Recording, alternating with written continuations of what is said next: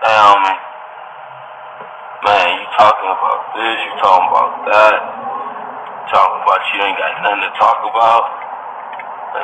Find a motherfucking topic. God damn, just find a topic, bro. Seriously, god damn. Complicated ass young motherfuckers. Welcome to Looking Glass, everybody. I am your boy, Black Ice 392, aka X. Please don't judge me for my tweets. These are my two co-hosts, Terrence Sage, and Brandon Gray. Go ahead and get your plugs in, guys. Uh, hey, my name is Brandon. I am DerpDeviI with two eyes on Twitter. Also, do not judge me for my tweets. They're usually bad. I'm just here to talk about comics and whatever other more nerd culture we're about to consume. All right, well, it's your boy Terrence Sage. Follow me at New T Sage. And yeah, don't judge me on my tweets, even though they are trolls. So, yeah. I was going to steal my one-liner, but whatever. All right, so let's go ahead and dive into our weekly pool. I'll go first. This week I picked up Adamantium Agenda number 3, Old Man Logan, Champions, the new Captain America run, X-23, Amazing Spider-Man by Spencer and Otley, which is really good. I copped the Superman number 1, read it, but I really copped it just to have it for collector's purposes. I got Titans, I got Red Hood, I got the end of Flash War, Flash 50, and I got Batman Detective Comics. It was a pretty decent pill all week. What about y'all? So far I had, of course, I got that Red Hood now was. I got Flash 50. For once I did cop Hal Jordan and the Green Lanterns, but only because I like the cover. I got Superman 1. I got Old Man Logan, Astonishing X-Men, and then yes, the new X-23 comic. Obviously, I got Amazing Spider-Man. I'm close to dropping Avengers, but I wanted to see how it ended. So I got that. I got Domino, and I got Hunt for Wolverine, Adamantium Agenda. That was it. All right, well, at DC, I got Detective Comics 984 on the Outside Part 2. It's really great. Brian Hill needs a longer arc. What else? I read Plastic Man number 2. Sideways number 6. That was a very sad issue. I recommend it. One of the stronger books. Superman number 1, Flash 50, Titans, and Wildstorm, Michael Cray number 9. And then over at Marvel, I read X-23, Amazing Spider-Man, Champions, and yeah, that was it for me. All right. Sounds pretty decent, except from judging you for buying Superman, but I did it myself, so I really can't judge you. Let's go and hop into the big team book that DC's been pushing with its new relaunch, I guess you can call it, with Justice League. How y'all feeling about it? Justice League is. I'm mostly reading it for the art, but I will make it clear I'm not the biggest DC fan in the world. So it's really I'm just reading it because I kind of want. I feel like you should always test out a Justice League run. So I just want to see how I feel about it. It's not bad, but issue one was pretty interesting, but it's not before it's not bad. So I'm gonna keep reading it. Go ahead, Terrence. Well, with Justice, so far, I've been enjoying the run. Like, it reminds me of the Hickman Avengers run in how, like, Snyder's playing with different cosmic forces in the world and how it's pushing and pulling with different titles, like with Flash, like, we'll get into that later, but with Flash War, how the Steel Force is playing into that, and, like, the narration that he's keeping up, that like really keeps you abreast of what's happening, and just how he bounces off of different characters. Like, he never sticks with one specific plot thread or character team once. Like, he split them all up, divided them, and yeah, it's been a fun ride for me. I love it. I feel Justice League's really good. I think it proves that Scott Snyder still has it. Because after Metal, a lot of people didn't like Metal, so I had a lot of doubts. And you would think this book would be like a Batman-centric Justice League book, but it's really not. He's really more of a side character in here. You got Martian Manhunter really running everything. You get everything from his perspective. And then you have the inclusion of the Legion of Doom or the Justice League or wherever they're calling it this time.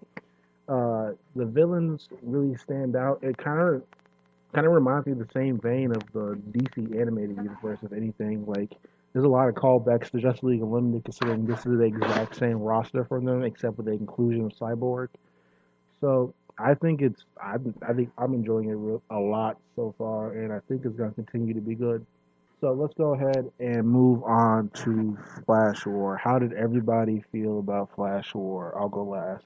Well, honestly, okay, the whole fight with Hunter, I really like that.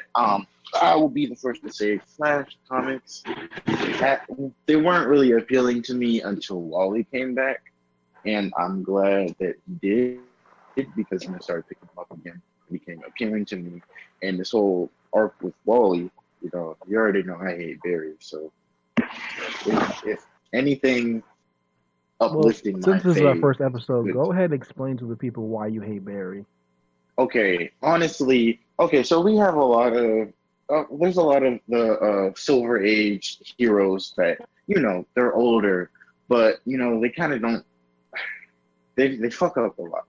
So, yes, I hate Hal Jordan for the same thing. The difference between him and Barry is Hal actually acknowledges that he's a fuck up. Barry, honestly, he is immature and he actually thinks he can do no wrong, and this has been displayed mostly in the New 52, but some in Rebirth, especially regarding the whole Godspeed situation. He could have handled that way better, but when he was confronted on it, he denied it and said, this wasn't my responsibility or my fault, more like. So I especially with the Flashpoint, he went back, he did the most irresponsible thing in the world, and now he thinks it's okay to call Wally out for trying to save his kids who are still alive.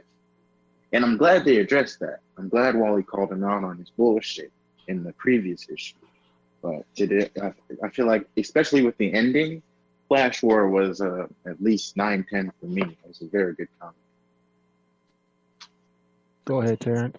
Well, I'm one of the 1% people on Earth that likes Barry because I don't have a specific reason. I just like Barry and what he brings to the Speed Force. Like, he's about the science and the meticulous, like the specifics of how the Speed Force function. Now, of course, he got one of the biggest mess ups in history, but Wally is now without his, so I'm really glad, like, the Flash War, the ending, it was great. I do want, like, some more explanation with the different forces that are now at work with, like, the Sage Force is supposed to make you smarter, but we didn't really see that with Hunter because he immediately got, like, friend flashbacked into losing in hyper time. So, like, with the Sage Force and the Strength Force and the Steel Force and, like, what the breaking of the force barrier means, since now, spoiler alert, if you're listening to this and you haven't read Flash 50, turn back now. But now that Bart Allen is back, and because of him being in the force barrier, whatever that means, he's out. So what does that mean for other Flashes of old that we don't see in Rebirth right now? And the big mystery villain on the last page. So it was definitely a good conclusion and, like, new beginning for, like, the next batch of stories that we're gonna get. Well, before I get into Flash 50, I just want to say that Barry's fuck up is probably the greatest of all time. Like, no cap. He actually made sure people didn't exist. He rebooted people's continuity. Like, Barry made, like, the most irresponsible decision in probably the history of DC Comics. Like, Wally fucked up pretty bad, but I'm more okay with Wally fucking up to go save his kids than I am with Barry going to change a mistake, going to change something that he knew should have been changed, and 1,000 people had told him, like, you don't ever do that. Don't even consider doing that because of the ramifications that could come. Because, like, if the Flash never existed, this doesn't happen, et cetera, et cetera. But how I felt about the issue as a whole was Wally is clearly my Flash. Like, don't get this fucked up. Barry is, I don't know, Barry is very generic to me. Like, there's not many things remarkable about him. I'll give the whole Flash book this, that it's been very consistently good, decent to good, or in this case, great now. But I will say that Barry is consistently the worst part of this book, especially after after Iris killed Reverse Flash, and I just want Wally to really take the mantle back. I think Barry should take a step back. I think Wally should be the forefront, and that's really how I feel about it. Well, Now, I respect the decision to disagree with Barry being a little snot-nosed, sorry individual. So, yeah. Barry's like pulling a classic Batman kind of thing. It was like, I'm right, you're wrong, only because I'm the Flash, and that's it. That it's not right to him to do, but Wally wasn't particularly in the right this time. However, Wally has more than earned the right to make his own decision, considering he is actually the fastest man alive, and he's actually the best Flash of all time. And if we're being honest, the difference between Barry going back and fixing this and Wally fixing this is Wally, there was confirmation that Wally's kids are still alive. Barry's mother has been dead for what, Decades. 15, had been dead for like decades past it. So he was going back to fix something that was already cemented. Wally was trying to fix something that could be repaired, and Barry attempted to compare his fuck up to Wally, what Wally was doing, and I feel like that was unfair. I'm glad that was called out because Wally's kids are still alive. He can fix this. What Barry did, you can't compare it. And let's be clear, Barry erased his grandniece and nephew from continuity. Like he is firmly the reason they are not here anymore. Anything to say, Terrence? Because it's so hard. Because I mean, it's partly his fault and Dr. Manhattan, but Dr. Manhattan so far, so that payoff is like a year or two away. So I can't really like help Barry here. Hey Barry, you got to do better. Flash 51 and beyond, you got to do better. And yeah. Well, the street's saying that it's rough for Barry Allen. Well, there have been rumors floating around that there's going to be a new Flash family book, or at least a new Flash book. We don't know who's going to be on it. We don't know who's going to be starring, who's going to be writing, drawing, et cetera, et cetera. But the streets are saying that there's going to be a new Flash book. Do we think it's going to be a Wally book or like a Flash family book? What do you guys think? I would say Flash. I would say Flash family. Honestly, I would like to see. What's the Chinese one? I know who you're talking about. I just don't know her first name. Yeah. Terrence, what's her name? Because I know you read that. The Flash of China. That's how I call it. Yeah. Oh, yeah. So the Justice League of China? Yeah, I would like to see. The Justice League of China Flash. When she guest starred in the recent Flash issues, I was actually pleasantly surprised because I'm not actually. Honestly, I tried reading like Alan Dean's book on New Superman, but it wasn't really interesting to me. I like the Justice League aspect that different countries have their own little superhero groups, but like when she guest starred in Flash, I was genuinely surprised because I actually liked her. And I was like, hey, I want to see more of this. So if there is a Flash family book, or even another Flash book, I would like to see more of the Flash family, since apparently the barrier to the Speed Force is broken. I would like Jesse Quick to return, possibly Jay Garrick. I want to see Mina. I want to see the Flash of China. I want to see Black Wally. I want to see all of them, Bart, everybody. Even possibly, if they're not dead in continuity, the villains like I forgot who Bart and Wally's nemesis were, other than Hunter. They were Well, I know both. they have Bar Tor Inertia? from Are you talking about Teen Inertia? Titans. Yeah, Yeah, Inertia. ain't it Bar Tor? Mm-hmm. Yeah, 'cause he Bar was- Tor showed up in New 52, and I was confused. Yeah, but he's like in prison in the future now. So, Oh, also something like we kind of floated over. They can't time travel anymore. yeah, they Yeah. can't. Like they can't ever go back. Well, for the foreseeable future, because nothing lasts forever in comics. But they can't time travel for the foreseeable future. Like that's 100% busted power now. How do you guys feel about that? So they can't go back, They can't or go they back can't go or forward, or they forward can't go either. either. Okay. No cosmic treadmill, no nothing. Like Yeah, the even speed force itself as a force is cut off from space-time continuum. So it's like a wall, or they unplugged it. The speed force. yeah, like the power is like no longer Everything part else. of the conventional meaning Yeah. of the universe. It's like you're playing your PlayStation, you unplug the HDMI cord, that shit, you can't use that shit no more. Exactly. So it's like, yeah, so it's busted. And maybe that's a good thing, maybe that's a bad thing, but I know there's an alternate, I know there's another timeline where Eobard is fucking shit up, but now he's stuck wherever he is. Because you know this nigga, this man is not dead. Oh, But he never died. maybe this is a good thing. Maybe it's a bad thing. I'm sure they'll be able to do it again because Flash and time travel they kind of go together. I'm sure they'll be able to go do it again, but I think it's a good thing for now. All right, let's go ahead and get moving on to our next topic. The Static writer apparently said that Milestone is slated to debut or re-debut rather in October. How you guys feel about that? Well, okay. Like I'm not gonna flex. I didn't read any Milestone comics except for Static back when he was like his pre-52 run and his new 52 run, and when he was on Titans. I guess I like the show, but I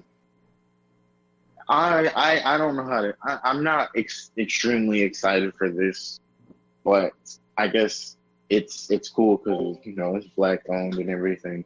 But Static as a character, but he's cool, but he never really appealed to me much as anyone else. So, but I will be watching for this if it does come out. If he was right, it'll come and it's dropping in October. I will peep Static 1, but my excitement level for this is pretty stagnant.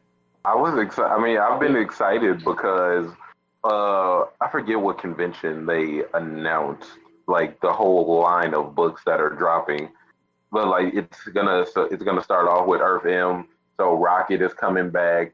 Rocket and Icon are coming back, and they're gonna be setting up all the new Milestone books like Love Army and Static and Zombie. I want to say it was. And they keep delaying it, so I just want to see it and it be in my hands to grab and to hold, and because I'll read anything because I got Blood Syndicate #1 in my room, and so Milestone, I'm ready for you. You just have to get here and stop messing around. It's also like DC has been pretty like frequent with the delays lately. Like, didn't Justice League Odyssey just get delayed like 7 weeks or something like that? Yes. Yeah. For editorial reasons, yes. Yeah, so I feel like I'm really excited because back when I got into comics, it was like I want to say 2011. It was a couple months before New 52 started. I think 7 months before the New 52 started. So I never really got a chance to read the original Milestone stuff. And after the I think it was the AMC special about it, the Robert Kirkman World of Comics or World of Superheroes or some shit or whatever it's called. I'm really excited to get back into it. I think Static in particular is something I'm real excited about. I think our generation just has a great relationship with Static, except Terrence. That he's just a really relatable hero. He's not to disrespect Miles Morales, but like he's kind of like the Black Spider-Man. He's a very relatable character that we can all get into and get around, especially with his source material dealing with real life things like sex and STDs and things a lot of Black teenagers will deal with. So that's something I'm really excited about. I think Icon and Rocket is something probably I will be more excited about too. I think you have to really handle that carefully because of today's political climate. Because if I'm not mistaken, Icon was a heavy Republican, and that's because he's like, I want to say 250 years old, and he's been a Republican ever since Lincoln freed the slaves. So I think that kind of rhetoric might be dangerous in today's political climate, especially with the treason in chief. So as long as it's handled right, I think it'll be okay. Blood Syndicate, them being an actual gang is hilarious to me, but I'll probably peep as long as I got the money. I'm not broke at the time, so that's kind of what I'm looking forward to. All right, let's go ahead and get into like the last DC things we really want to talk about before we get into the biggest event to happen in the last couple weeks. Teen Titans special. Damian allegedly capped Black Mass. Thoughts? Dun dun dun. Well, okay. I am not the biggest gaming fan personally, and I know people would disagree with me. I do feel like I just feel like when he started out, he was just a mini Jason Todd. But I will say the Super Sons and Rebirth, he's definitely developed way more. Also, Batman, Damian, son of Batman, y'all should definitely check that out because I have really good character development for him. Oh yeah, I just want to see him as a child, and not like I just want to see him being his age, but while simultaneously handling being Robin. And I feel like both that comic and Super Sons portrayed that correctly. Now, with this Teen Titans run, I was actually excited for it because one, I know a lot of Damian fans are going to say this is regression, he's killing people again, but you have to look at the reason. He had sentimental value with a restaurant that's familiar to his culture, so he's not doing it to prove, hey, I'm better than you, or oh, I can kill this guy because I'm just so good at it. He's doing it because he has a reason. So, and the whole team that he's putting together, I like seeing Black Wally interact with his cousin. I really like that, and I did like the other parts that towards the end. So I'm actually excited for this comic. So the first special was actually, I would give it an 8 out of 10. It was very good. Brandon, but can Damian be a child? Like he's died as a kid, and yeah, he died at the ripe old age of 12. Like, well, here's the deal. I feel like yes, he needs to stay the same, but I also want to see him react to things as. And I think he should be almost 14. So I want to see Damian go through the whole, I'm starting to like girls phase. Or, we saw a little puberty bit. We saw a little bit of that with, like, I think it was Teen Titans 14 when Red Arrow and Miko came in. Yeah. Yeah. I want to see him having to go through puberty while I want to see him struggling to maintain his humanity in the midst of him having to develop and grow up while still being young. I really want to see Damian age naturally. That's something I'm really interested in. And yes, Terrence, you have a good point. He did die at 11. He's probably 20 years older than most. Let's just say he's 14. It's been about 2 years since they still quote him as 13. So 13. It's been about 2 years since Rebirth hit. He debuted like a decade ago, bro, and he's 13. Like, comics time doesn't work in the same frame as real time. Let's say New 52. He was like 9. No, he was 10. Okay, they kept that 10. consistent. He was 10. Well, you mean like the first one when he first met Batman? Like, you mean like his original debut? Yes. He was 10. New 52 debut. Okay. He was 10. So, okay. So let's just say maybe 6 months has gone by since we first started or whatever. DC doesn't know time, but neither do we. Yeah, we don't know. I just want to. I'm sorry. Go ahead. I just want to see him grow up. That's it. And yeah, maybe he's not going to react to things as people his age would, but I want to see those moments of immaturity slip out because he is still 13. He's going to react to some things like a 13-year-old. even if he's trying to hide it and be more grown up than he usually is. That's all I want. All right, go ahead, Terrence. As far as and I think Black Man, I think he popped him, but I think he like kidnapped him. So that's what that. But see, it's difficult because like the way they're acting, I don't know if it's a good direction for, like, I know Wally has every right to be upset because like his Flash family don't really like mess with him.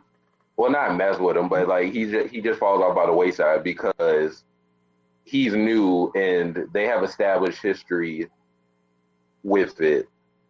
So I understand him. Red Arrow, her mom's a psycho killer. So hey, you can't you have every right to be. Damian, he can go either hero or not. So I definitely understand where like he's coming from with it, and I think a darker path for them as Teen Titans might not mesh well with the rest of them. But I want to see the other three heroes that are coming in. So hey, I mean, I'm actually more excited for the Teen Titans team versus the Titans team for me. Honestly. I would say this about Damien's apparent regression. I agree with Brandon's point about how like this is actually character growth because you see him like before. Didn't he kill? I want to say the dude's name was Clue Master Stephanie Brown's father, just to do it. Like he just wanted to show off that he could do it. He can serve justice the League of Assassins way, and then him and Tim Drake got into fight in the cave for it. Now he Also, nobody. Yeah, he apparently, allegedly, killed Black Mass because Black Mass terrorized this family that he had built a sense of belonging with. And that's really good character development right there. And we see him kind of finally move out into his own. Like, when he first appeared, he was very much League of Assassins, pretty much a mini Roz with a more of a pompous mouth. And then Bruce died. So we saw him with Dick, and you could see his character growth with Dick, and then Bruce came back, New 52 happened, and you see a little bit more character growth with his death, and Damian, son of Batman, and you realize he's been, like Terrence said, he's been through a lot. He has killed a lot of people, and they touch on his past a little more in Super Sons too. Like he's killed a lot of people. He's died and come back to life. He's been through crisis, if you want to call them that. He's been through multiverse level events. He's not a normal 13-year-old. So I think he's growing up, but we're not gonna see like a kind of typical a teenager type way. But we've seen that immaturity before in him in Super Sons. Super Sons was a good book to show kind of how he bounced off John Kent, and that was really a great characterization for him because in the beginning you clearly see him like treat John as like some fucking annoyance, and by the end of it, they're friends, like they're best friends. Damien will call him, if something happens. So with Teen Titans and Damien, I'm excited, especially with I think they're referring to Black Wally as Wallace now, so that's what I'm gonna call him. Especially with Wallace, he's finally fed the fuck up with the Wally and Barry. Because Barry's been full of shit, and he's starting to learn Wally is too. Only because Wally is just as experienced, if not more than Barry. So he's already more into that Justice League grandstanding type shit. I'm really excited to see Emiko coming onto the Teen Titans. I've since Rebirth started. I've caught up and been catching up with Green Arrow. I'm relatively present on it now, and she's been one of my favorite characters. She's been standing out. She's always been kind of a more what's the word I'm looking for? She's been a prominent character. It's really fun to see her, especially with her relationship with her mom and her relationship with Ollie. So that's gonna be cool to see. I'm kind of glad they're doing their own thing. Like everything's obviously under the Justice League right now because of whatever fucking last event. I forgot what it was already. And No Justice. There you go. Because of No Justice, but it kind of feels like they're on their own. They're on their own wave, and they're not really following anyone else's lead. Like before, you could kind of feel they were trying to follow the Titans, or they weren't really meshing well. So I'm excited to see what's going on with Damien, and I hope whatever tone they've set right now, I hope it continues because I think it's beneficial to the book. After Titans, let's go into the aforementioned Titans. How you guys feel about Titans so far? We're after the special and issue in. So how's everyone feeling? Not notable at all. I'm not excited for it. I read the first issue. Honestly, I didn't like Titans to begin with.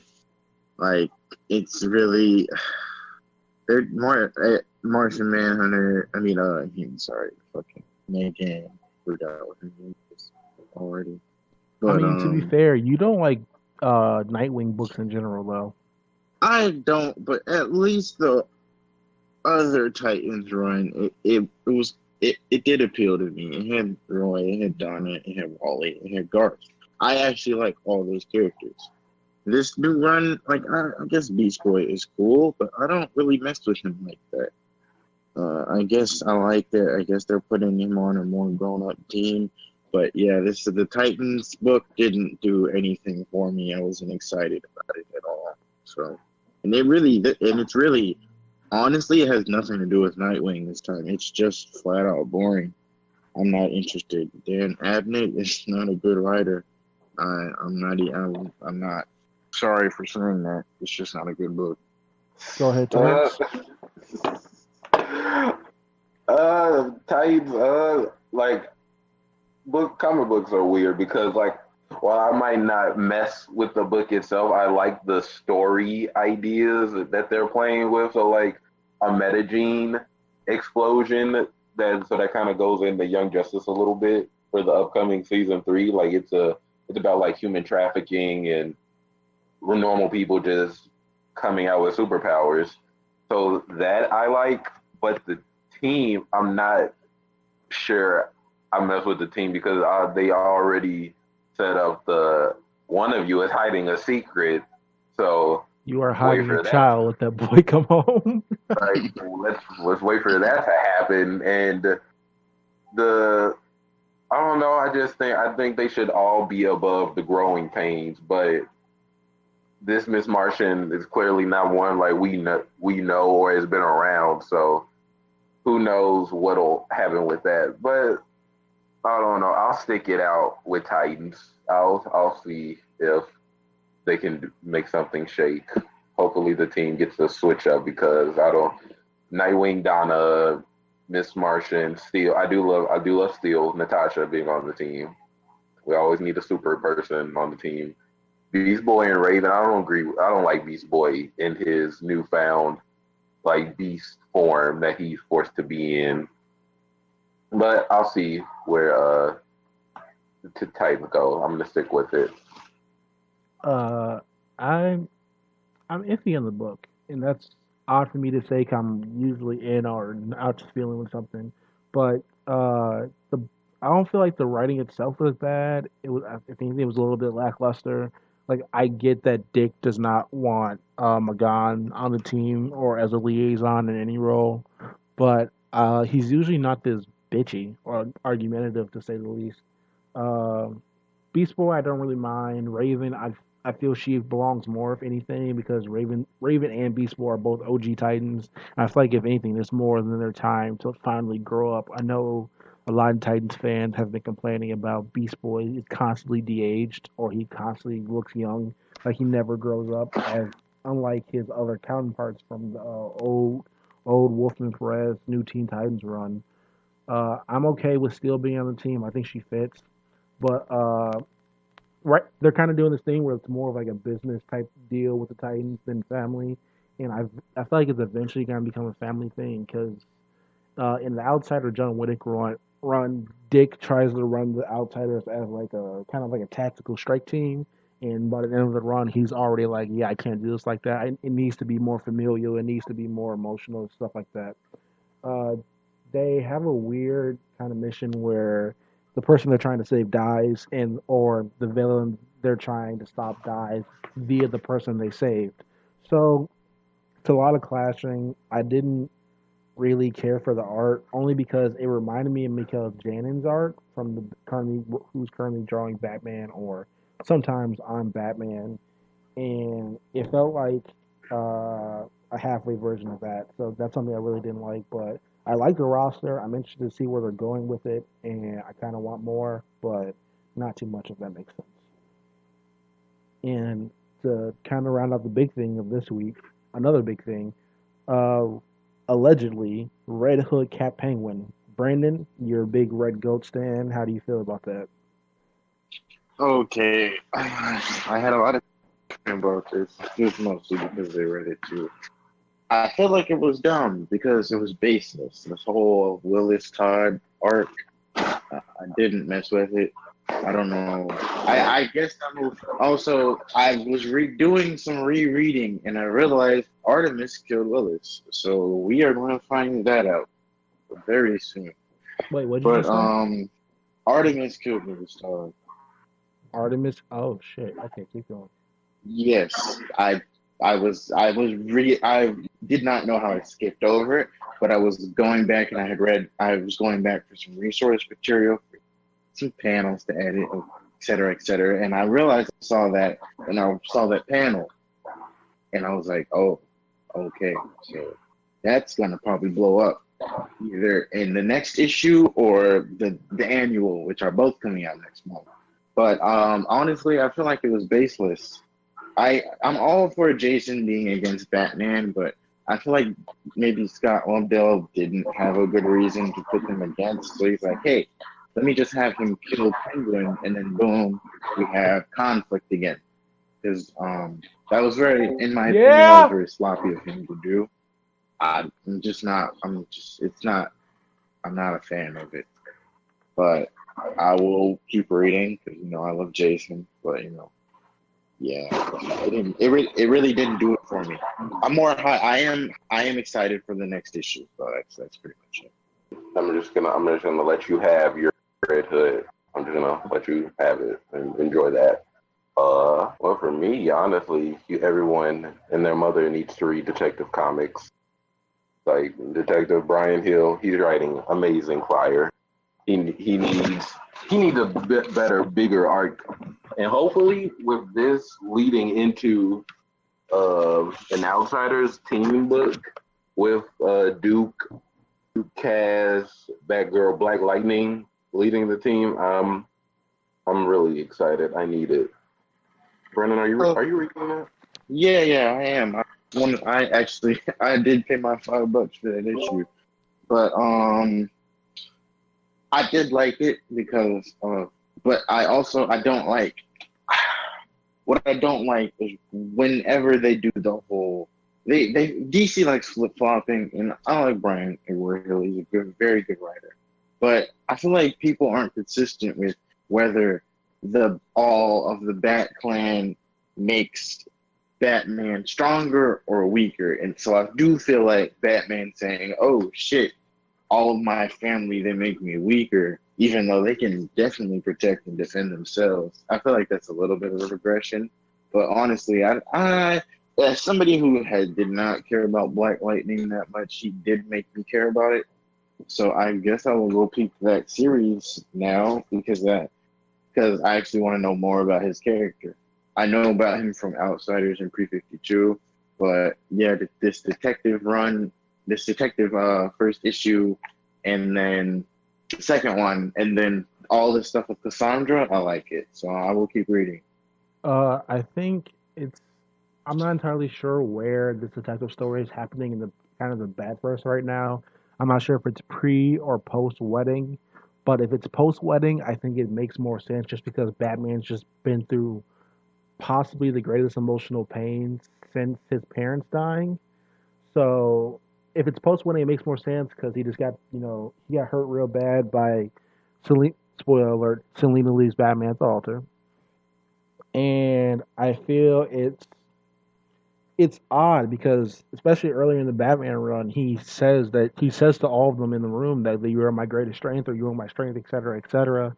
And now he does this, and I feel like it's probably just going to lead to a really good climax and probably the creation of the rebirthed Outsiders team. So I'm kind of excited for it, and I think we have another issue in the arc, if I'm not mistaken. So I'm looking Yes, forward to five it. parts.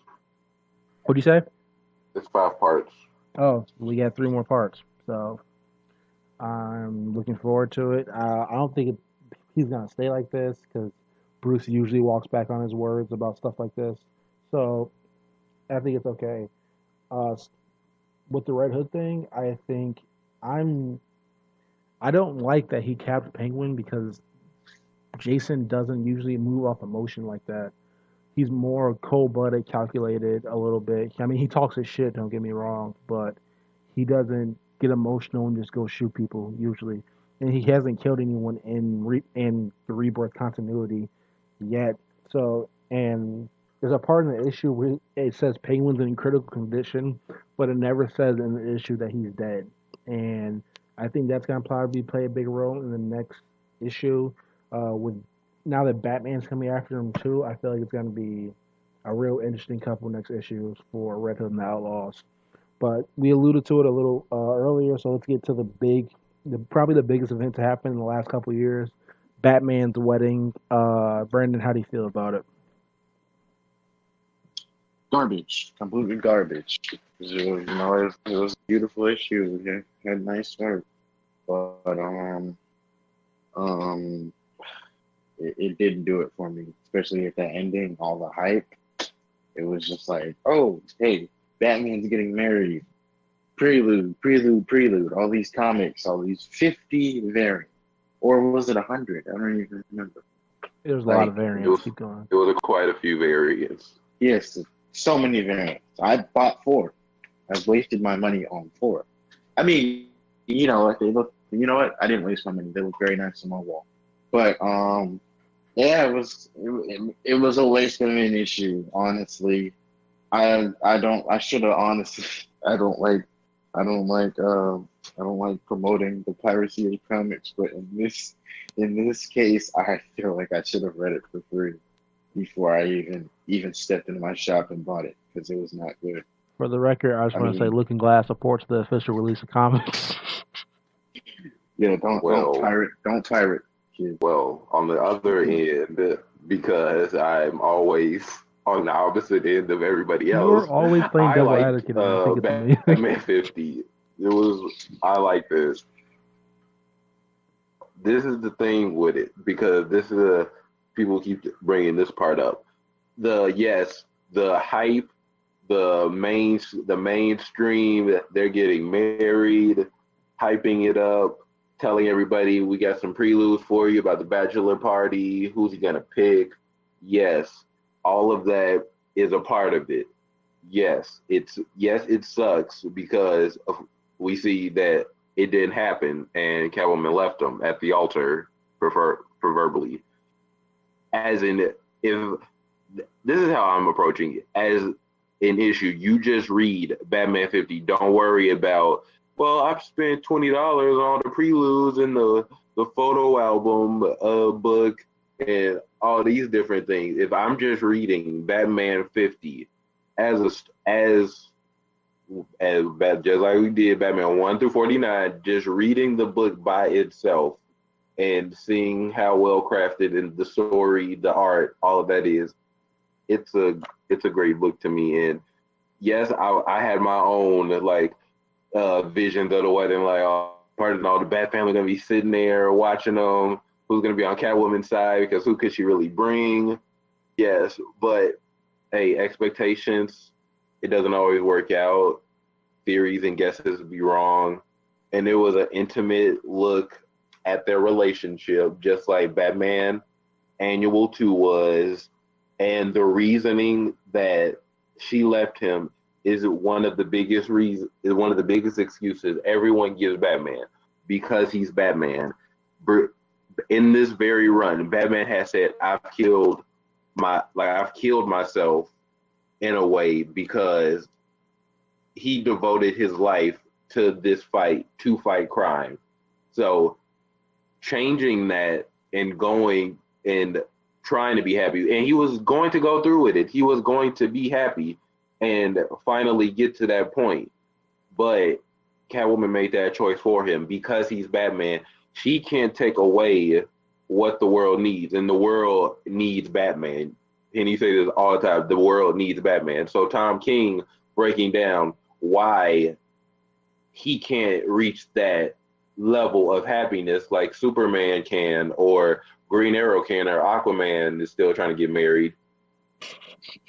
And I'm not saying like just, okay, we gotta wait 50 more issues for a story to turn out, because he is still giving us the story threads that we've seen this whole run. The end page with Bane made me flip out because of who is there with him, and Tom King setting Bane up to be one of the biggest threats yet for Batman, and it's because of Batman that Bane is doing all of this. So it's a villain of his own design. So Batman 50. That's my speech on it. Batman 50 for me. Batman 50 was a fucking roller coaster. I think the whole issue was really beautiful, to be honest. It goes through all the different runs and the writers and the arts. You get to see Capullo, and you get to see I think Tim Stanley, Jim Lee was in there too. It's a really great issue. You get to see it from their both perspectives, and then you kind of realize as you're reading it that, especially reading Catwoman's part, that the issue's not gonna go like happy ending type shit. So you get to that point, you're like, oh fuck. I dead ass got up and walked away before I finished the comic because I was so upset. I was so upset at that shit. Word to Drake, fuck that nigga. And I came back, and then you get to the end with Bane, and like Terrence said before, this particularly is a hell of Bruce's own making. It's not technically its fault because it also goes into the whole Gotham and Gotham Girl thing that happened in the beginning of the run. But Bane is revealed to have been playing the entire Rogues Gallery and manipulating Holly in this particular way. And with this, like I said before, Bane has caused Batman's greatest emotional pain, maybe greater than him losing Jason. But this might be second, arguably, to him losing his parents. So, a lot of people are mad. Like this is supposed to be the big payoff, the culmination, etc., etc. Listen, Tom King has been said we are getting 100 issues of this run, and this run is going to be a 100-issue long story. So, really, you should be thinking of this more as the mid-season finale. We've reached the climax for this half of the season. Now it's about to get real fucked up, especially with 51 coming out. We're going to see the initial fallout of Bruce's pain. You've already read Catwoman 1, which, spoiler alerts, out in stores right now. She is going through it. You got to remember that she made the decision not because she hates Bruce or she wanted to hurt him in any way. She made the decision because she bought into this idea that Batman thrives off misery, and if you give Batman happiness, what happens to Batman? And she doesn't, as everyone always says, Amanda Waller said, Superman said, Wonder Woman said, etc., the world needs a Batman. And she doesn't want to be the one that takes that away. So, you get with Selina leaving Bruce.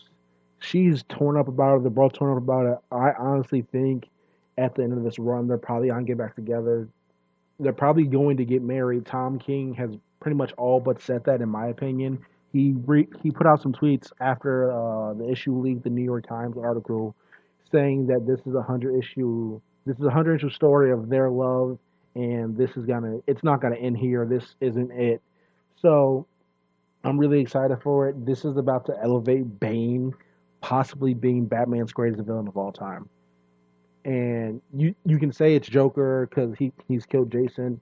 You can say Ra's because Ra's never dies, or Raish. But Bane's possibly about to become Batman's top villain, and this might be his best moment.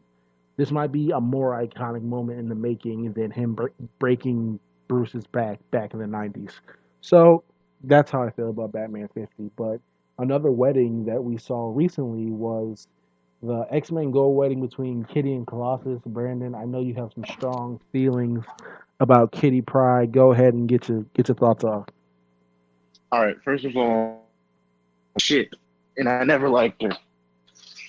I didn't look. You know what? I was kind of on like I've read a lot, And I guess I never was like a big Kitty fan, especially with who was the one who had written that old X-Men run? It was like the first. It was when It might be Uncanny Claremont. first.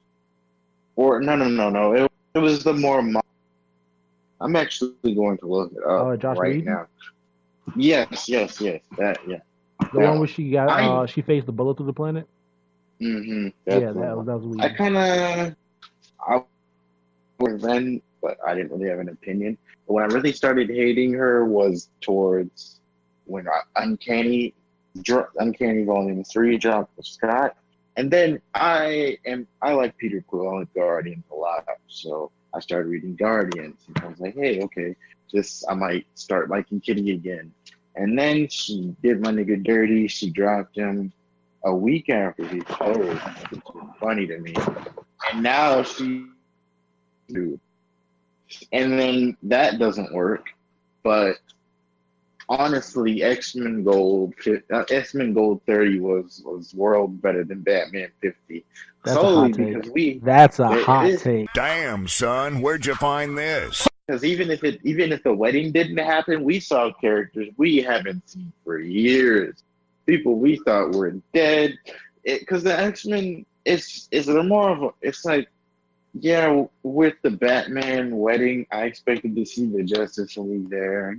Maybe Ted Grant. But Batman has never been that character for that. Even when it seemed like he was going to invite everybody. Wait, hold up. Okay.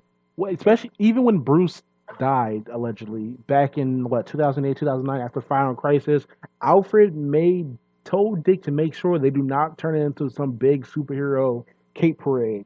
And Batman's never been the type of person to have everybody there at his biggest moments type shit. Yeah, but this is his wedding. This is different. This is a celebration. Bro, he died and people didn't come, and they didn't let people come to his funeral. What made you think he was going to have a giant wedding? And plus, the whole Superman, he told Diana he's getting married. He told the Justice League he was getting married. They kind of found out before. They did, but he didn't actually try to hide it that much. He told Superman, hey, best man, Lois is supposed to be there. It didn't happen. I didn't get that. I'm very disappointed. None of the bad boys showed up. Okay. No. Hold up. You also have you have to realize that Selina's still technically a convicted, wanted murderer in this continuity right now. She's currently being held for like the death of I think 200 people. You can't have a big ass. There you go, 237. You can't have a big ass public wedding with a wanted felon, especially compounding upon that. Most of the superhero community thinks she did it, and they always also don't fuck with her because she's been a thief. She's been a villain before. They already don't bang with her because of that. So I don't get how you can think that he's gonna have a big superhero ass wedding. Like, he's not Superman. Superman would have a big superhero ass wedding. Because that was the intention. That's what they alluded to happening. They had all these conversations with all these different characters talking about, oh, I'm getting married. This is happening. So when this happens, when you have a really excellent issue, what was it, 2 or 3 issues with Superman and Lois? When you have that, and then you debut, hey, I'm getting married. I want you, and then you have that beautiful scene with Lois and Selena when they were having that conversation. And then all this time in the Justice League, it makes the reader think, hey, I'm gonna get this big wedding at 50. So when I didn't get it, even if it's not realistic, because I'm taking your opinion in mind, and you're actually right, it is Batman, and he's very closed off. Even if that's not realistic, that's how Tom King and other writers portrayed it to be. That's what they made us think, that we were getting this big wedding with all these characters that were going to be there, but they weren't. And I was very disappointed. You also have to realize they played this very close to the chest. Like, not many people knew the outcome besides Tom King and whoever the hell's the editor-in-chief of DC right now. Like, this is a heavily guarded secret until they let the New York Times spoil it, which was a dumb decision on their part, but I digress. But this is Batman. Like, I feel like at most it would have been the family and the Trinity, and that's it. That would have been all. It would have been Alfred, Dick, Jason. All the Robins. Maybe spoiler Cassandra. Pretty much the family and the Trinity. Only the people who were super closest to Batman. I don't. Batman has never been the type to invite everybody. Like, to be clear, the whole hero community doesn't even fuck with Batman. Like, most of them don't like him. Like, Black Lightning is just now liking Batman, so it's never Batman's never been that type of hero, so you can't expect that type of ceremony. But Henry, what you're talking about, I didn't even get that. So I feel like I have every right to be very extremely disappointed. Yeah, but that's absolute most of what would happen. Like, that's the highest expectation. But the way they were going about it makes absolute sense. I don't know. I'm still running with my opinion that X-Men in Gold 30 was better. All Solely right, go ahead and say why. Okay. One, there was not they didn't hype it up. They said, "Hey, we're getting married." And then they proceeded on to have their issues. Yes, they addressed the wedding every once in a while. Marvel hyped it up a lot. Like, I want to say they released like saying there's going to be a big wedding in maybe like 6 or 7 months before it happened. But no one knew who it was. No one knew. Nobody was like, "Oh, this is so and so." And I honestly didn't see much excitement for it. Well, there's what's prominent couples in Marvel right now. You're also right, but when they did announce it, they kept it low key at the same time because they still continued with the arcs while still going with the engagement. It wasn't, oh, marriage. It was, yeah, we're doing this, and yes, we will address that we are engaged at the same time, but it wasn't focused on killing Colossus. Now, when we got to X-Men 30, we got to see Logan. He should have showed up. I don't know why he was hiding. But Logan's been hiding for I mean Wolverine. Well, Logan was at the wedding. Oh, okay. But when we saw Wolverine we saw Dakin, we saw all these other teams show up. We saw everybody else, people we haven't seen in years, X-Men that I thought just Marvel forgot about. It was a really good. No, don't get them wrong. Really they forgot them. Don't get them wrong. But they showed up and they had dialogue, so I was satisfied. So they pulled people out of the ass from the 90s that I had not seen in years. So that was what I wanted. I wanted to see the family dynamic. I wanted people to come together, be happy, celebrate, and also my OTP, Rogue and Remy got together. They got married that day, so I did get the wedding I wanted. On top of seeing person I dislike fail and flop, so I was satisfied with that. Ileana came through. That whole dialogue with her and Kitty, that was really good. Even though she did sabotage the wedding, she did it because she saw, yeah, my friend here, she's not right for my brother, and vice versa. So let me intervene. Basically, this issue was just, I wasn't disappointed. Especially with the Marquis art, yeah, that it did it for me. I pretty much gave it 8 out of 10. Garbage. Wow, garbage. Go ahead, Terrence. Just like, man, bro, they hyped up the wedding of the Marvel long before they revealed that it was gonna be Kitty and Colossus. So, and given their history with each other, it's sort of weird, a little bit, because Kitty was a youngin' when they eventually started it. Yeah, looking through like the 2018 gaze of shit, like she was 14 and he was 19. Yeah, it's very problematic. It is, but in their defense, they did not bang until she turned 18. Like they clarified that. So I guess it's okay. They're not fucking. It's not really, but continue, Terrence. It's not as bad, but still bad. It's like the story, just them getting married and Kitty getting cold feet. The Catwoman and Batwoman got precedent to say no to each other, despite what we were led to believe with it. And Kitty gonna find another guy named Peter next week, probably. Could be Peter Parker. Fuck. Probably. Nah, I mean, between Iceman and Star-Lord, I really wanted Star-Lord to happen. I wanted Star-Lord to happen so much, and it didn't, and she fucked my man's over. I will not forgive her for it. Nigga, get over it. Fuck. No, I will not. She did my man's dirty, and then he showed up to the museum trying to talk, and he got caught blocked by old man Logan. Like, what type of bitch are you? Wait, wait, hold up. What happened? Okay, so in Star-Lord's solo series, when he remember after Civil War II, he got grounded because they blew up ship. He couldn't get out of. He couldn't leave Earth. Well,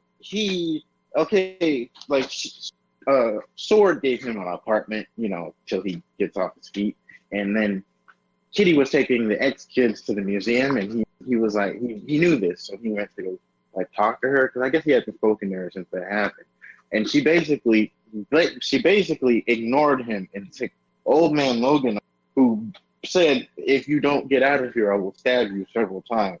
So he left, threatened and heartbroken, and you really gonna do my like that? And she did it, you know the big deal? She didn't even give the ring back. He clearly stated, I didn't even back. So yeah, Kitty, you are a piece of shit. I don't fuck with you.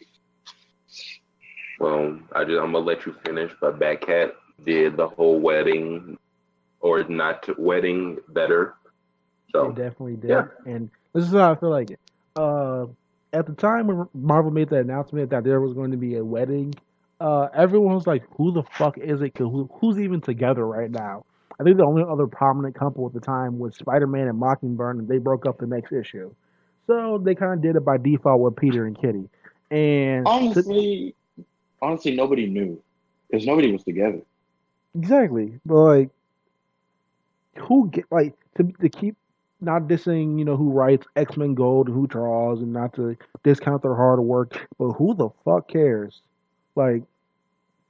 X-Men Gold has always, not to call it mid, but has always been maybe an above average book. Nothing truly remarkable has happened in it, nothing earth shattering. It's kind of unique in the sense that only because Kitty's leading the team. Besides that, it hasn't been really popping at all. Allegedly, it's ending soon anyway, so you kind of have to say that one more time. September, X-Men Blue and Gold are ending. Yep. So it's ending in a couple months anyway. So you kind of have to look at a different lens. Like, there's still 50 more issues, which is roughly 2 to 3 more years of Tom King's Batman, and you have 2 more months of X-Men Gold. So there are 2 different stories they're trying to tell also. And honestly, who really gives a fuck about Kitty and Peter getting married?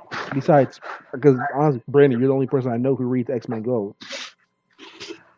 Yeah, I have every issue. Yeah, I don't even give a fuck about them getting married. It was just the issue, the wedding issue, and the twist at the end did it for me. Because that, who gives a fuck about Rogue and Gambit getting back together and getting married? Nigga. Besides Rogue you, and Gambit was a very good issue, a very good miniseries, and I'm pretty sure everyone can agree, even if you don't like them, it was a good. I like both the characters. It's just I don't give a fuck about them getting married, at all. Gambit is a garbage person, and he needs to go away forever. You need to go away from him. Wait, didn't Gambit just sell out some mutants to something? Didn't he sell out who? Did he do some shit like an X-Men Red where he just sold some mutants out to some mutant haters and some shit? No, what happened was he beat them up so that way he could slip into the hospital and kill the guy who killed the mutants because he wanted revenge. So because they weren't gonna kill him, he wanted the guy dead. So he beat them up so that way he could slip in, slit the guy's throat with a card, and then slip out. He didn't betray them to some mutant. All right, so Gambit's still a murderer. So cool. All right. I mean, they deserve it. So yeah, it's not like the X-Men have been ever anti-kill.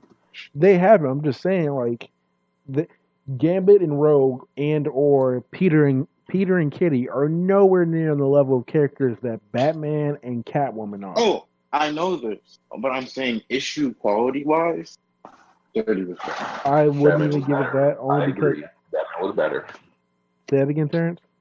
Batman was better. I'm not I even trying to agree. compare. I'm not even trying to Batman was compare. better. Like, oh, Colossus and Kitty. No, I hate them. I hate them both. I don't fuck with them. But their issue quality was better for me. Terrence, you think X-Men Go was better than Batman 50? I know. I said quality wise, Batman 50. This is a we protect Batman 50 house. But yeah, I'm not fucking with X-Men Gold, and I honestly didn't even care when it happened. I only learned about it because you put it in our group chat. But since we're talking about Marvel, let's go ahead and move into Marvel Fresh Start. Their, I want to say 6th or 7th relaunch in the last 5 years. Yeah. Yeah, let's go ahead and talk about the new number ones. What are you guys looking for so far? Well, the only number one that I actually read was X-23, but we'll talk about that later. Honestly, as far as what's going on, like current comics in Marvel, I want to give a shout out to, like, it's really underrated. People are not checking for Punisher at all, but it's been very good, especially with the guests, like the guest stars. Like they had Tigra, they had Carol. It's just like this thing with Frank being in the War Machine. It's riled the entire superhero community up, because at this moment in time, they have confirmed Rhodey is no longer dead. So this is current canon right now. So Rhodey is alive again. Everybody knows that. But it has everyone riled up that Frank is out here committing mass murder with Rhodey's armor. So we get to see him trying to do his job while also simultaneously having to non-lethally fight off the other heroes, because obviously he's not going to kill them. Even if he doesn't like him, he's not going to kill him. But then in the last few issues, Bucky and Black Widow, they turned on everyone else because they realized, yeah, Frank actually, he might be the answer to wiping out what's left of Hydra. And in the last issue, Tony came busting through the wall. So we're going to see Frank versus Tony and see how that dynamic works out, especially since Tony knows Rhodey is now alive, and that was his friend's armor. So how is he going to come about this other than just beating the fuck out of Frank? Oh, he's going to beat that nigga's ass. Let's get that clear. He's going to beat the fuck out of Nazi Frank. Oh, we know. Oh, they solved that. Frank was not a Nazi. It was like a mind control thing or whatever. I don't know. All right, go ahead, Terrence. For Marvel Fresh Start, of course, I gotta go with Iron Man. My ride or die, my number. So Iron Man Tony Stark, Iron Man #1. That was a good return to form for Tony, because I love it when Tony actually cares about the company that he has to run and is involved, and he's like thinking realistically, how can I make the world a better place? And he's actually seeking it out. So now he has like a think tank, and he has so many different armors, and he fought Fing Fang Foom in a kaiju Fing Fang Foom Buster in the first issue.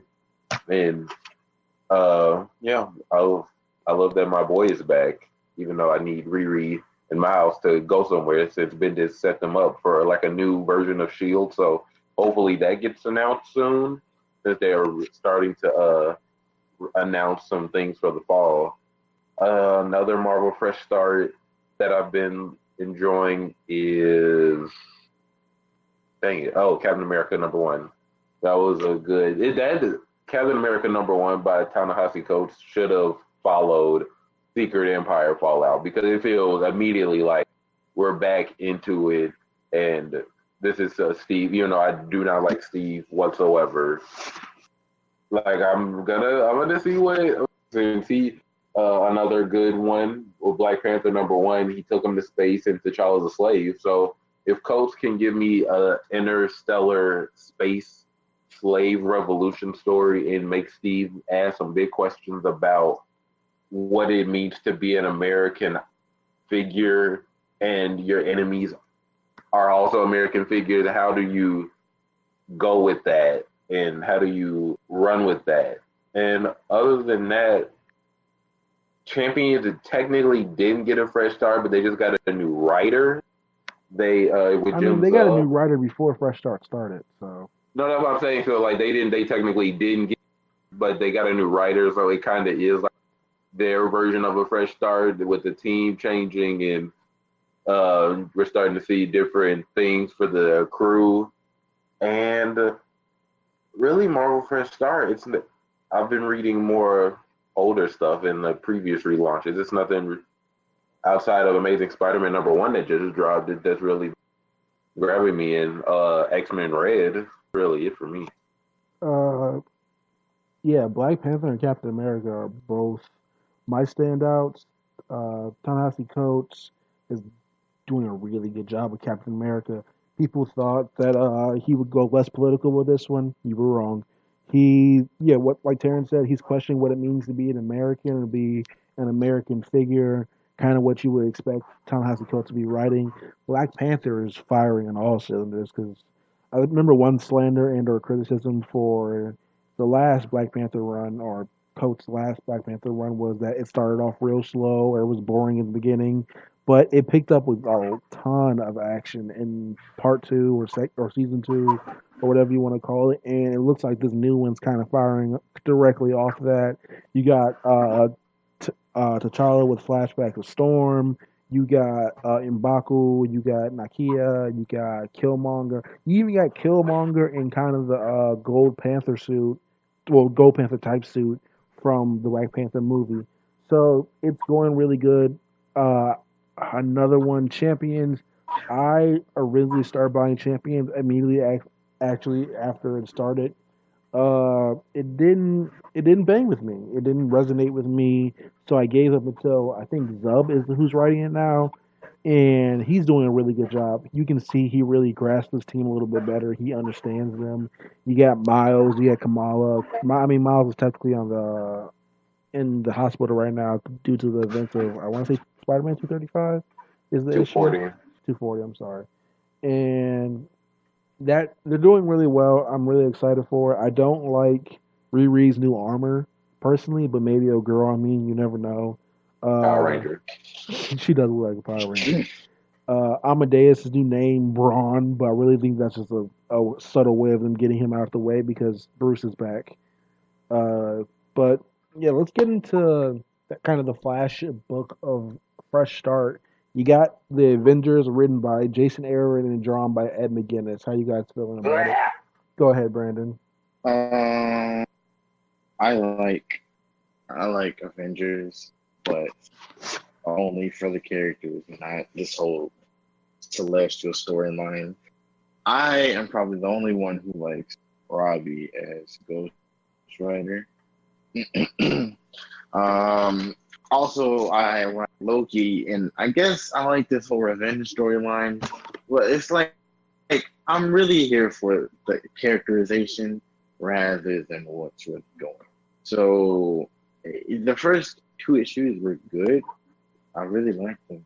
I like seeing Thor bounce back. Tony and Steve, they're like the Thor, Tony and Steve. That's kind of like, I hate making fucking like with comparisons to any other comic company, but I guess you could say that's Marvel's Trinity, whatever. But yeah, I like seeing them together. So yeah, I will say Avengers is mid, but what Jason Aaron is doing with the characters individually, that's very good. Story, no, it's a no for me. Yeah, agreed. Avengers, it has not hit for me. If you read the Marvel Legacy #1 that kickstarted this entire new storyline in the fall of 2017, it just does not feel like this is the payoff that we should be getting in this story that we should be getting right now. It doesn't have that grand, epic feel that we got last year with Robbie. He got possessed by an older Ghost Rider spirit and killed Starbrand. And that was something that kicked off in the Marvel Legacy. And It just doesn't feel like this. Feels like just another Avengers arc, and like everything from the team. I don't agree with the team. There's no reason that Tony, Thor, and Steve needed to get back in business because Tony, Thor, yes. Steve, I don't think that he's earned getting back into the public eye because I don't know how let's much keep it a time has buck. Like passed. Sam Wilson should be still Captain America right now. Like let's keep this very 100. It's not like it's just not like Steve has not. I don't know how much time it's passed. The public should be like, why are you here? And I mean, but like, if you're gonna rally some heroes, you're gonna do it, and just rallying behind the Marvel Trinity, and it's them for this specific threat. I don't know this, but the story so far about the Dark Celestials doesn't really hold up to me. It just feels like another run-of-the-mill Avengers arc. Like it doesn't have any scale or size to it. It's just there. Honestly, this book feels generic as fuck to me. Like nothing. There's nothing really unique about the book. There's nothing that stands out. The only cool thing I've noticed so far is T'Challa meeting Odin. That's it. That's the only thing that stood out to me so far. All this shit feels very rehashed. Uh, I'm kind of disappointed in Jason Aaron only because he usually knocks the ball out the park with solo books, and maybe this is his first foray into a team book that I know of. But this is not it at all to me. We're what 3 or 4 issues in, and nothing really amazing has happened. Like Terrence said, this was like just another generic ass Avengers book. In the art does not help at all. Everybody in the book looks very Brolic, like big as fuck. They all resemble the physique of Broly from Dragon Ball Z. They all have fucking square as hell jaws, and nothing about this feels special to me. I don't think also like Terrence said that Steve should be around right now. Steve should be somewhere. Cap should be Sam Wilson. I'm gonna die in that hill. Sam Wilson should be Captain America still. I'm okay with Thor coming back. Thor's a great character. He's honestly my favorite of the Marvel Trinity. I don't really care for Tony. I never got into Riri either. I never read her solo, only because I knew they were gonna yank her away from Tony. Only because Tony didn't even die. He went into a coma, so he was coming out of that shit. First chance he get, and he still played a fucking big role in a huge Marvel event. So you really never really felt the depth of his absence. So I don't give a fuck about Avengers. I copped the first issue and dropped it because I don't feel like it's worth my money nor my time to get into this generic ass book. But Amen. with further announcements with Marvel Fresh Start, we are months into this and we are still without a Miles Morales book. Like honestly, yeah, I feel like this is time to talk about Miles. Like, how are we this far into this without a Miles Morales book? Like, we got no disrespect to Doc Ock, but we got a superior Octopus book, but we don't have a Miles Morales Spider-Man book. Houseway. I mean, if we're being real, one character is better than the other. So Brandon, Speak up. No. we just start this dialogue. This is where. What dialogue? Go ahead and tell us, Brandon. Let's start this dialogue. This is where we cue the alarms and the gunshots because I'm about to come in with a hot take. Miles Morales is a shit character. He is bad, and this is all Bendis' fault. Because when he came from 1610, he was cool. I liked him. Maybe, yeah, there were some inconsistencies. Everything he was going through, giving him his parents back, that was not a decision I would have done. What? Honestly, because I would agree with him getting his mom back was a bad idea, but I would agree keeping his dad to parallel from Peter having been raised by a woman. And then we see Miles as single dad struggling to raise his son who was a vigilante. When do you ever see a single dad in comics that's, superpowered? But honestly, I feel like Molecule Man. You know that scene. You know what? That scene was beautiful when Miles in Secret Wars, Miles gave him his hamburger and Molecule Man gave him his parents. That scene was beautiful. I really liked it. But what it did to Miles' character development, it just felt baseless, because that issue when Venom killed his mother and he was struck and then he killed Venom, tore him apart, that was so emotional. That was one of the best comics I've honestly ever read. It was beautiful. I own it. I own the back for it. It is so good. So Bendis just snapping his fingers. Hey, now he has his parents back. It doesn't good. Miles, honestly, in my opinion, he is now just a Peter clone. And you can't say anything about that because he came from a different universe. So he is a clone of his own Peter. There's a whole list of things that he's done that are exactly the same. Everything that he's gone through. The only thing that you can say is, oh, he's not. He's mixed. And I guess he was part of the Ultimates. Quote, whatever. He was a part of he was the leader of the All New Ultimates. Peter didn't do that.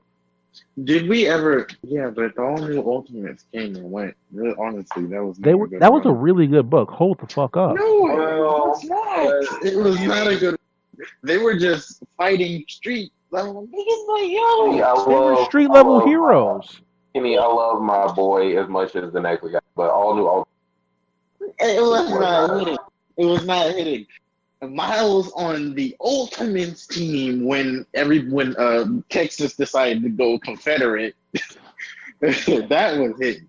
That was hitting because we saw Miles and Jessica. They were in the fray. Niggas was shooting. They had tanks. Hydra was out in the cut. That was some good shit. That's what I like to see. Side note, go read Ultimate Comic Book because that is amazing comic book. If you want to see some good Team Miles dynamic, go read that. Brandy, yes, I can shout out other comics. Stop. No, I know. No, I'm not saying that. I'm saying about because you can't say he's a bad character because when he crossed to 616, he became a bad character. That's on Bendis, not yes, it Miles. Is. It is. That's not on. Bendis wrote Miles like. No, that's not. He is now a bad character. No, Bendis wrote Miles like he forgot to write that book every time the deadline was due. He forgot how to write Miles. No. He forgot. I guess he stopped fucking caring about writing quality Miles story. Like the only, I guess, significant Miles arc we got was around and round. Like at the same time we were getting this amazing Iron Man run and shit from Miles. Well, no, just don't say that like it's black and white. This is the same thing with pre-Secret Wars. All New X-Men was awful, uncanny, amazing. Bendis needs to stick with like 3 books, 2 books, and not do anything else. Well, because honestly, he gets sidetracked so much. There's books he doesn't give a fuck about, and characters that we love suffer. Oh, you can tell, especially with Miles, because the only 2 significant stories he got was that long-winded, pointless-ass Gwen Stacy crossover or Spider-Gwen crossover. The whole beef with Felicia. And he hyped up that war of Felicia with Black Cat, and never came. It never happened. Nothing like. Happened. Especially with, at the time, Peter was supposed to go global. He was supposed to be finally a big-time Spider-Man, and he was kind of leaving Black Cat to Miles, and that war never came. And then the Spider-Gwen story came and went. The only cool thing about it was he was in the DC universe for all of 15 seconds. And then the last arc finally happened. The last arc, which was the only good arc in the entire, I guess, post-Secret Wars Spider-Man run, and it got nerfed like a motherfucker because of the last issue. Wait, did the annual drop, or was that just the last issue? That's August. It drops in August. Okay. The annual drops. And good enough, Brian Edward Hill, finally a black man, is going to write Miles. And I'm really excited about that, especially in Brian Hill. So I hope this is like, hey, the annual is amazing. Please continue the series. So and I don't. It's so many, like, I have issues. Yeah, but anyway, like, okay, I take words seriously with people, and so like when Miles first was announced to come over to the 616 in the new universe, they said he is the Spider-Man, like the friendly neighborhood Spider-Man, while Peter is being Tony Stark Jr. all over the world. Don't disrespect my man Spider-Man, bro. That's what they said. Put some fucking respect on his name, dog. Don't disrespect Peter Parker. Kenny, he was a Tony Stark Jr. Don't disrespect Peter Parker, G. He had a spider car. He's Tony Stark Jr. And he had a spider car before, nigga. Nigga, he had a Spider-Mobile years ago. Yeah, in the 70s, Johnny Storm and Peter went and cooked up that shit in Reed Richards' garage. Don't ever disrespect my man's like that. He was a Tony Johnny was offended that he did not include him because he remembered that it's still canon. Do not disrespect. He was a Tony Stark Jr. Don't fucking disrespect Peter Parker, nigga. Oh, let's be honest. That was Otto's company. Let's be honest here. That was never his. That also ties into the Amazing Spider-Man. Anyway, Peter was a Tony Jr. and the friendly neighborhood Spider-Man doing the little people thing. Okay, I can get with that. I like that. So if the black, he's doing this thing. The inconsistencies with Bendis was like, I feel like he got new upcoming heroes of color. He can write them, but at a point, like, I want some like real in-depth, like how does being a biracial kid in New York feel to you? Like, it should be like some real in-depth conversations, like with Civil War. The whole Marvel universe was supposed to be after Miles. He just never got into the nitty-gritty of how does Miles react other than he had a breakdown because, he saw the future and he was going to kill Captain America. But like, he never really got into how is like the black and the Latino of Miles. Like, I felt like it was just surface level, like, dang, I'm a hero, I don't want to be defined by my skin tone, and that was it. So, and Bendis on Twitter told me that, oh yeah, it's some upcoming thing that would be, it would turn the book up a little bit, and the only big thing was Miles' mother took him being a superhero with his chill father the wrong way. Like, it's just no substance and depth to Miles, and he sets up these things and we never get the payoff. Like, Miles' powers keep evolving and we still don't know what that means. Like, he has webs of fate now and we still don't know nothing about that. So that's my problem with Miles. Like, yeah, didn't Bennett say like verbatim, like, wait till the next issue, winky face to you or some shit like that? Exactly that. Yeah. So, yeah, I'll agree with Brandon on that point where Miles feels like Bendis is just still writing kind of a more generic version of Earth 16 Peter. And at the end of the day, you gotta realize Brian Michael Bendis is a white man writing a black character. I think he has biracial kids, if I'm not mistaken. But at the end of the day, he can't convey all the kind of things of our experience. Like the specific stuff, like how we like Miles in Spider-Verse. He got the Jordans on. He got he a sneakerhead. He got fashion. The way he talk, I wouldn't say the way he talks because we as black people talk our own specific way, but just y'all and Miles, he has to curse. Like, come on, he curses. He's getting older. Captain America. He is a black teenager from what, Brooklyn or the Bronx? I don't remember. I think he's from the Bronx. He's probably gonna say something, but also Peter wearing Tim's. Yeah.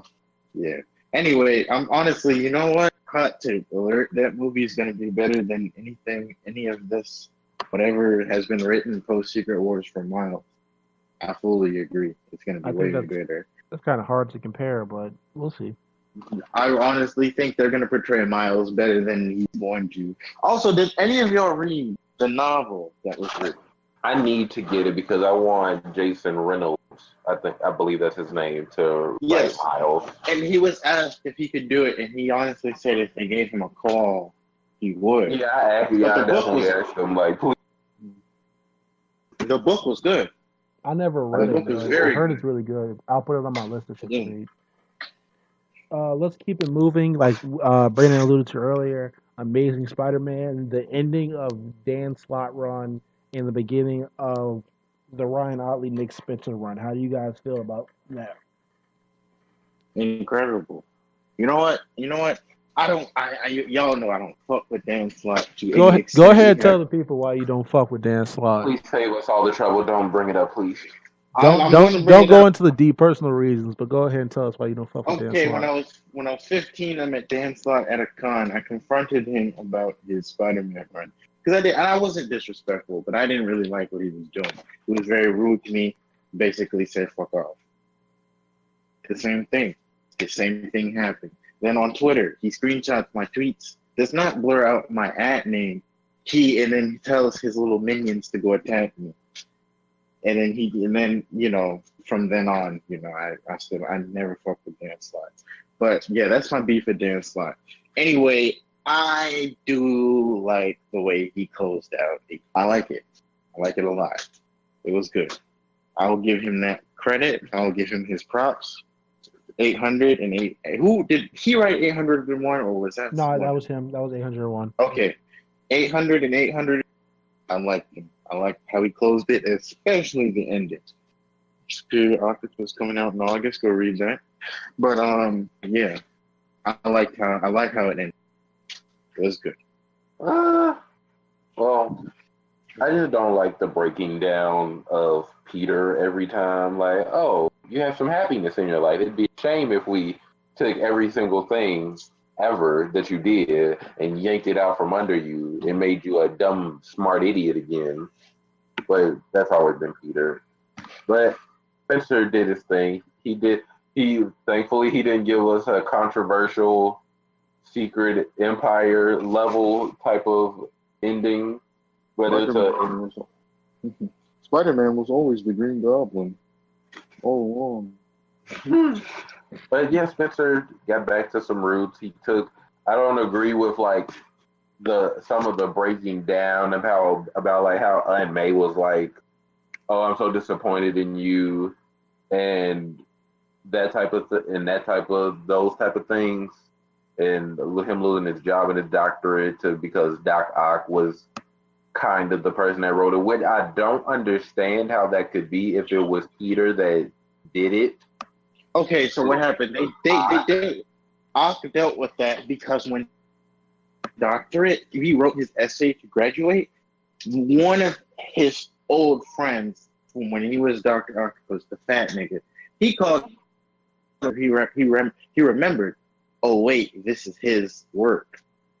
I honestly think that's a fuck up because he had used hologram technology to transform himself back so he could look exactly like Doc Ock to go visit that specific guy, and then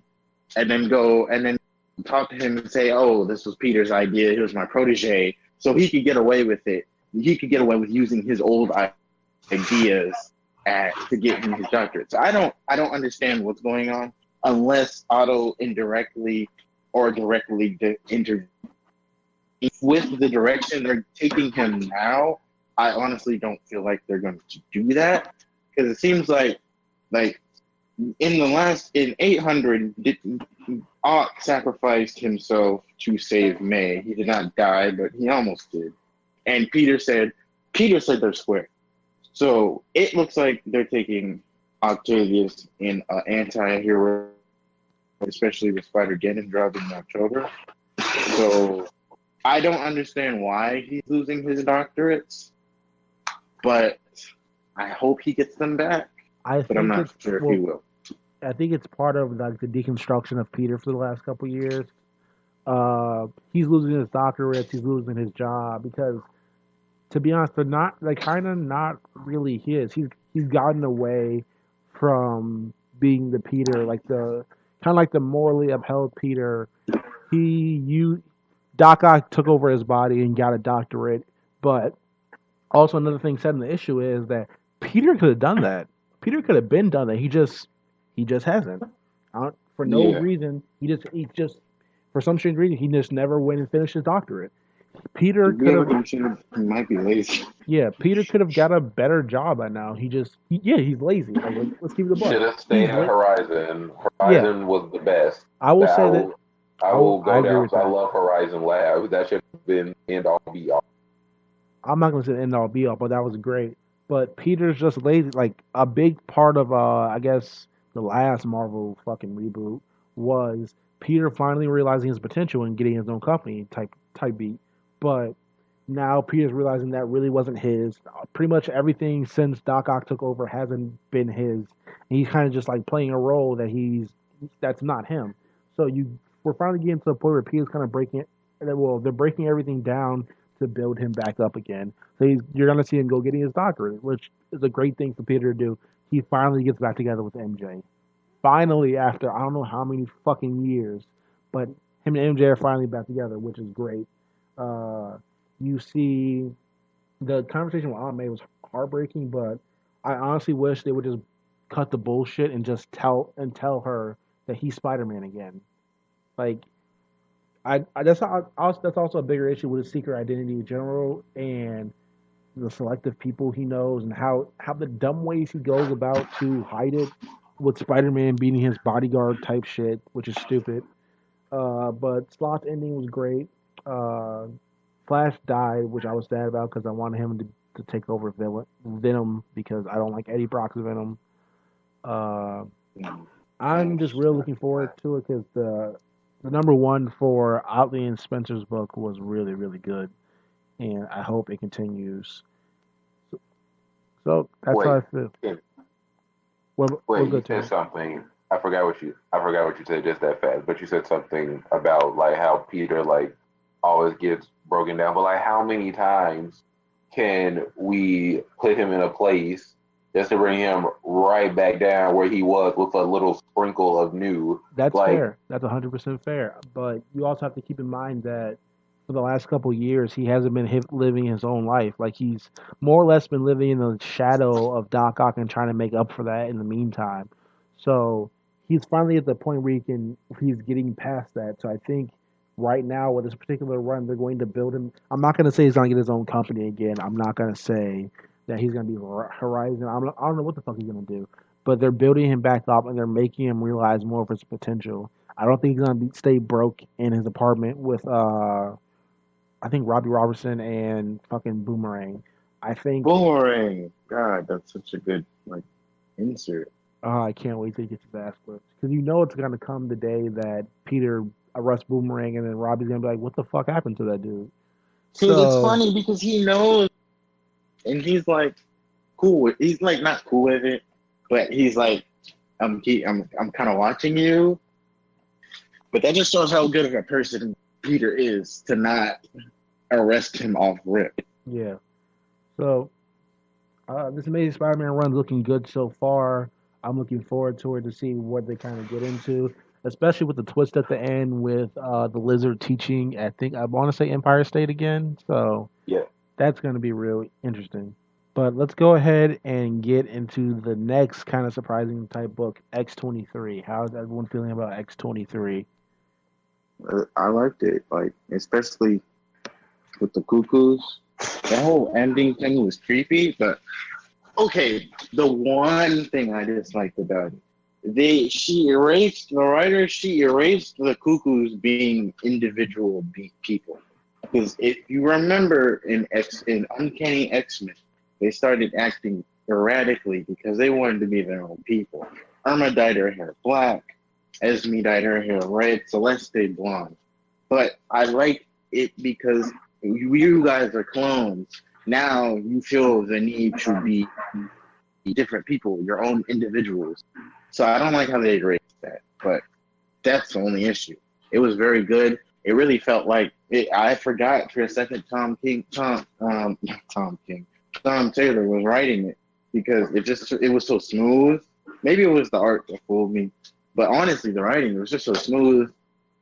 I don't have a huge issue with her not being Wolverine. I thought I would, but it's good. Gabby's there. I love Gabby. It's it's a really good continuation. I like it. I enjoyed it because it reminds me of like a book, Orphan Black. For those of you who don't know, Orphan Black's a BBC show about a lady who sees a clone of herself on the train, and the clone kills herself. And come to find out, she's a part of a series of clones. So the big pull of the run seems to be like the connection that the people in the Marvel universe that have clones and how they operate and how they exist on their own, what they do, and how connected they are to each other and the past and how they were created. And also the art was great, and just I was a real big sucker for like the fashion sense that they put into the book, like how Gabby and Laura looked. They're I like comic books that have practical clothes and that gives people a chance to, I want to cosplay that in like the cuckoos. Their little creepy white get up. Yeah, so X-23 is fine by me. X-23 definitely feels like a good continuation of Tom Taylor's role. Tom Taylor's run on the book. All New Wolverine was arguably Marvel's top book, top solo at least. And this feels like a great continuation of that. Gabby was great. Their kind of banter didn't fall off at all. The writer, I believe it's Mariko, is writing this. There's been previous issues, for example, her She-Hulk run, but right now she's firing on all cylinders. I was really concerned about X-23's new work uniform, if you want to call it, but it looks good. I thought it was gonna be like some weirdo type shit, but it was good. Gabby looks good. It looks like normal clothes. Honestly. Yeah, it really does. Gabby is Gabby. She's perfect. You get to see her act more of like a child, or she already usually does. But you saw her pouting, and Laura's like, "Fuck out of here." You see her getting tucked in the bed. I feel like they're doing with the Cuckoos that they're kind of playing off the Gifted a little bit since they just kind of made their live action appearance. So with that, they're doing a little bit more creepier. The two of them are dying, if I'm not mistaken. So the next arc's probably going to pick up on that a lot. But yeah, I'm really looking forward to it. I hope it stays great. All New Wolverine, to me, really put Laura on the same level as Logan. Normal Logan, not Old Man Logan to me, because Old Man Logan is dying. You heard it here first. Before they announced that shit, that nigga is dying. He's done. But yeah, Laura's really on the same level as Logan with me now. And I hope they just continue the great run she's been getting. But that ends Marvel for us this week. Let's go ahead and get into the San Diego Comic Con. What you guys' prediction, your wants, anything? Go ahead. I want some Young Justice content, just a little bit, possibly just a trailer. So, I need to see that DC app. I have it on my phone. It's been there for 2 weeks. It's been there, just chilling. Nothing's popped up. I need to see what content they're offering. I mean, I already know it's going to be there, but I want to possibly something from Avengers 4. Marvel said they're not having a panel, but you don't know if they're going to have something. But honestly, I don't know. I don't really know what I want. But yeah. I want the DC Universe streaming app so we can give, like, I know I could definitely deal with some more, like a price and some trailers for the different projects like Young Justice, of course, and Titans. That seems to be the two immediate things that we're going to get in the comic books and the TV shows that are attached to it. I want trailers for everything, teaser or otherwise. I want Shazam, Aquaman, Godzilla, King of Monsters, Fantastic Beasts, just everything, just whatever's been announced so far. I want comic book announcements. Scott Snyder tweeted his schedule for San Diego, and on Friday, the Justice League is having a panel with some announcements coming out of that. So that's going to be something to look forward to. So just really, we're just going to absorb it like a big data bubble and just next weekend just absorb all the information that they put out. We're just going to have the notifications on everybody's Twitter accounts to see. So San Diego, just bring it all in for me to digest, honestly. Yeah, only thing I really want for San Diego Comic Con is DC Universe app. I need that shit. Because I've been buying old trades for a while now, and that will make sure I don't have to spend nowhere near the amount of money I've spent on Outsiders trades. I really want some more news on just the season 3 without like kind of shit being spoiled for me. I want to see Titans really bad, but I'm also willing to wait because that show is looking really good, especially with the Jason Todd episode, Red Goat Yurt.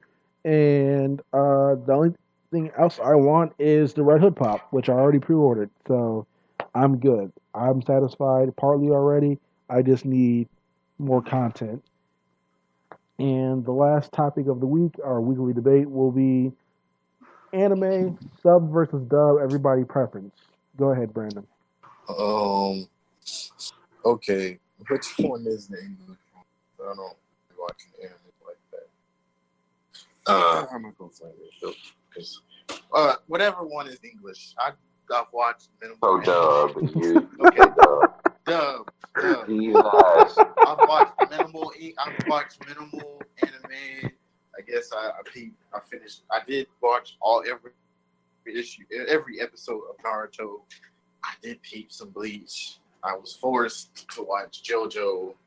Unfortunately, it's not that it was bad. This is more for me. But yeah, I guess dub is because I don't know what the fuck they be saying, which is funny. I should be learning this English quickly. But anyway, yeah, that's all I got to say on the topic. Honestly, I'm just it depends with me because sometimes the dub sounds better and doesn't me because the sub might be annoying to me. Like with Darling in the Bronx, I was watching the dub more if I could help it, but I had to watch like the last 3 episodes sub because there's the dub and hasn't caught up that far. But like I just like hearing English sometimes, so that just helps me out. But subs, it just honestly depends on the show because the sub sounds cooler, but sometimes I just prefer English. But as long as I can watch the show, it doesn't matter what subbed or dubbed. So it's just however I can get it, and if it sounds annoying or not. I usually prefer subbed. If anything, the voices 9 out of 10 times sound better. Like for example, Naruto. Itachi sounded much more cooler to me in his original Japanese voice. The only time I ever preferred dubbed over subbed was with Dragon Ball Z or the Dragon Ball series in general with Goku's voice. But honestly, after a while of watching it subbed, I got used to that shit real fast. So I'm 100% good on dubbed forever. I don't really care to ever watch something dubbed again because usually their voices sound goofy as fuck, and I'm good on that shit. And I think that's it for the week. This has been the first episode. Looking Glass, you guys got anything else? Get your plugs in, all that good shit. You can catch me writing at Comicosity, Dead End Hip Hop, and a bunch of other places. Just hit me up. Hopefully you didn't block me because of my troll tweets. Wow. So all of them. So yeah, be kind to one another. I'll be writing a comic book debate. Follow me on Tumblr at Kingception. Follow me on Twitter at DerpDeviI. Go retweet my tweets. I'm usually funny and non-problematic, but I will slander your face. I will say your favorite things, though. That's it. But yeah. All right, go ahead, follow me, your boy X, at BlackIce392. That's really the only thing I'm on right now. I'm not doing any writing currently. I'm not doing anything else besides this podcast. Go ahead, follow us on SoundCloud, SoundCloud/Looking Glass Network. And yeah, check us out. Hope you come back with next week. Peace.